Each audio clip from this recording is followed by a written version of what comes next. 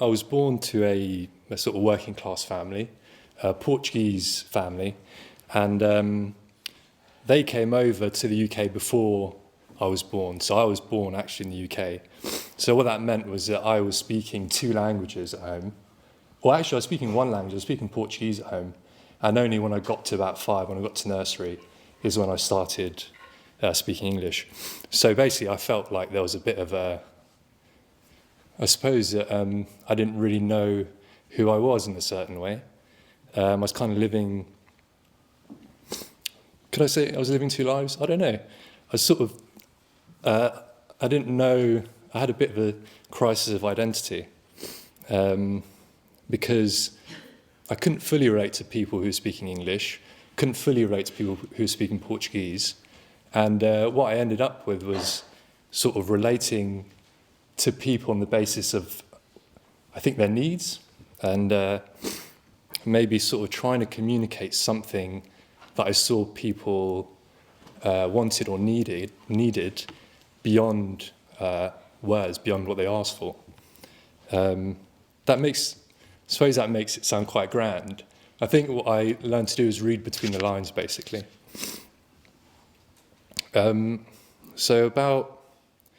when I was about 5 or 6, I was sitting at home in the living room, and we had the news on, and it was Portuguese news, and there was an incident of a woman, like an older lady. She died, and I didn't know what that was. So I asked my dad, like, "Oh, why she died?" Basically, because to me, the only people who died were people sort of who had accidents and died.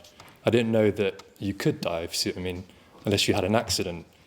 But this lady was just old. She didn't have any reason to die, if you see what I mean. And that's what my dad told me. He said, "Oh, people just die." I've told that story a lot of times, and people think it's quite insensitive, my dad, but he did say it better than that, don't worry. Basically, I couldn't really believe it because things felt quite alive to me. And when my dad said that everything ends, I was just up weeping, basically. I just cried and cried. I didn't really get like ending, everything ends and that's it. So you could say I was a sensitive child.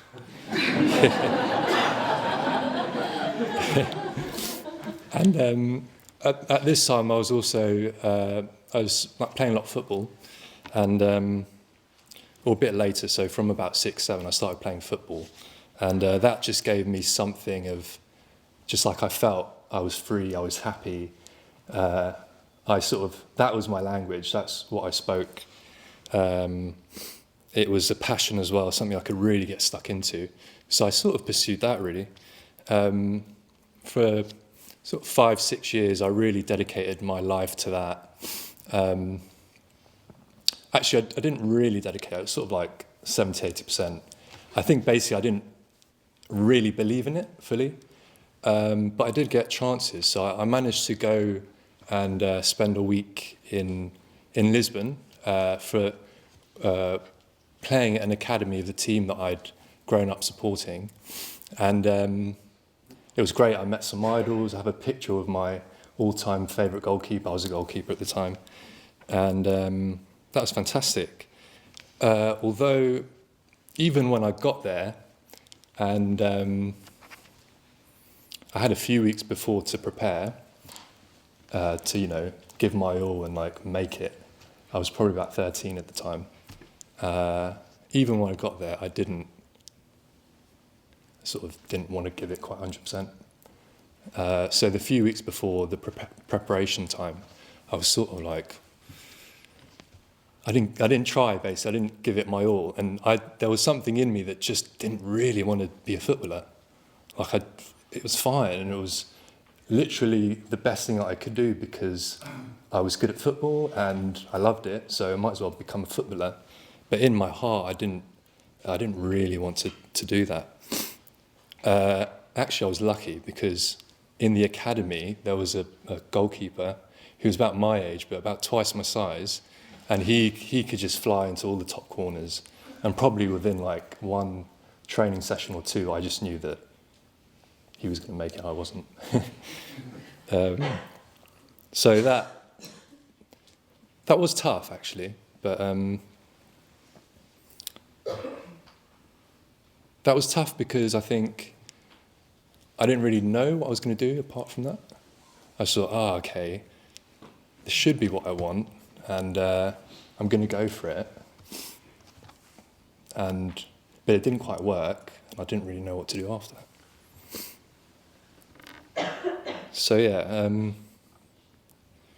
the next sort of big change in my life came when I went to university. So I went to uni and I studied languages. I studied Russian and Spanish. And yeah, that was all right. I mean, I'm not quite one for sort of sitting around and studying and thinking and reading. I'm sort of, as you've probably all guessed by now, I'm more of a sort of feel things out sort of guy. I want to sort of experience things a bit more and live the whole life of whatever it is. So the uni thing didn't really work out for me in terms of academic terms. So what I did instead was I drank, and I was doing sort of recreational drugs as well on the side of my BA in Russian and Spanish.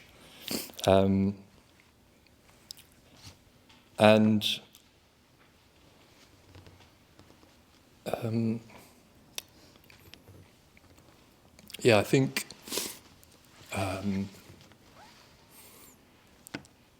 I was just a bit lost, basically. I didn't really know where I was going. I didn't know what to do with myself. And it seemed like it was like a mix of not much responsibility and a bit more money, a lot of free time. So that's what I did. I sort of went into this world of just trying to enjoy myself, but not really coming to anything.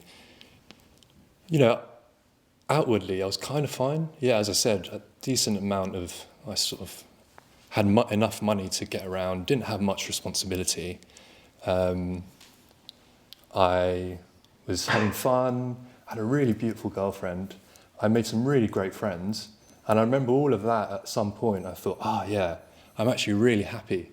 I did actually think that for probably about 2 or 3 seconds. I thought, yeah, my life is sorted. Like that's completely fine. And it was genuine, but it never came back.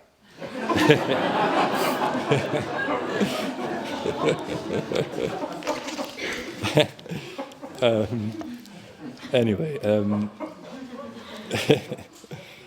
yeah, so after uni,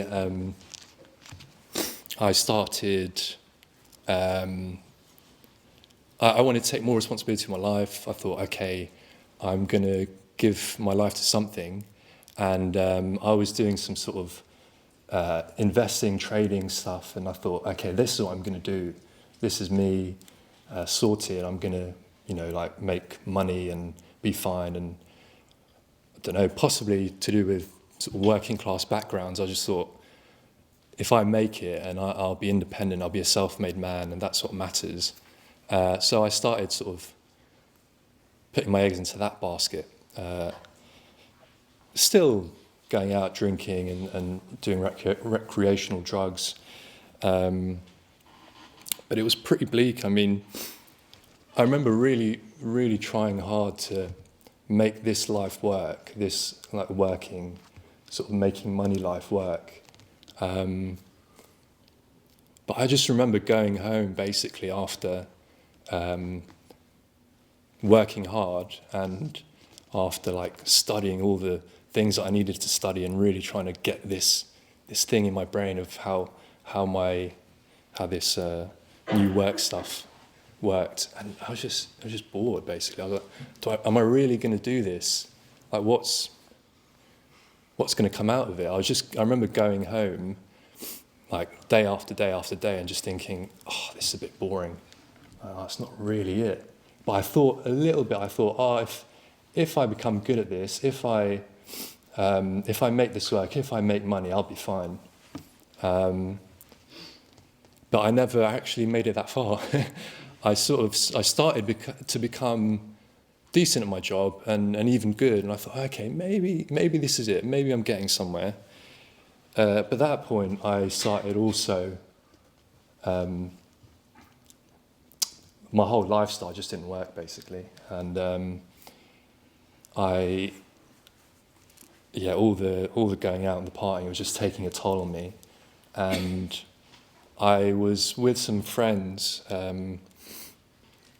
We went to the Isle of Wight for a sort of celebration, a festival they had there, and we all went out for this like big night, big sort of party. We came back to my friend's house, and she had a really beautiful house overlooking the Solent, which is the water between Southampton and the Isle of Wight.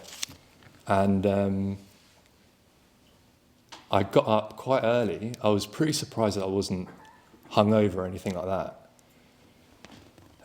It was sort of, the sun was just starting to rise, and I went to the roof of the house, and everyone was still asleep. Like I had to sort of get over people, like walk over bodies to get up to the roof. But I really wanted just some fresh air, some space. And I got up to the roof and I overlooked the Solent. And just at that moment, that water seemed to have spoken, it talked to me basically in a certain way. It just said, or I just felt like I need to go towards whatever this is, whatever this thing, whatever this calm in the water, whatever this is saying. My life as it is now isn't working. I need to move towards something else. So I think very quickly after that, I had a desire for something else sort of open up in my life. And actually I did make a decision there and there to change my life. I didn't quite know it. I came back to London. I continued my job. My sort of rational next steps was to double down on work, but stop all the partying and all of that. What actually happened was I did sort of double down on work, but I started reading about sort of spiritual stuff, and there was a yearning for more a bit there as well. And I had been to the LBC before, and they had just had like an urban retreat coming up. So you can go to the urban retreat, you can go to the LBC, and in a way you don't really have to commit because you're in London, and if you don't like it, you can just go home and not come back. And that's what I thought. I thought, if I don't like this urban retreat thing, I'll just not do it. But I was also quite committed, to be honest. So I went there, and probably about a few sessions in, a few meditation sessions in, I feel like something sort of shifted. Something new arose that I couldn't really explain, and that felt that sort of gave me energy and buoyed me up for a few months even. And there was a particular meditation where I went home after. It was about 8:30 in the morning. It was rush hour, and the Bethnal Green tube station was really packed. And usually I'd get quite anxious on trains just because getting in, it was really packed. And you could get all these people around you, and I didn't like that. And I didn't like sort of people looking at me either. Basically nothing about the tube I really enjoyed. So I was dreading it. But this particular time I got to Bethnal Green station, I just waited for the next train and the next train and the next train. And I waited for about an hour and a half on the platform, which is a bit weird, granted. But I think what happened was I was just completely relaxed. Something had changed. I was completely relaxed and completely like, okay, whatever's going on, this is very, very, very real. And I knew that what I found was the truth. And that is why I'm a Buddhist.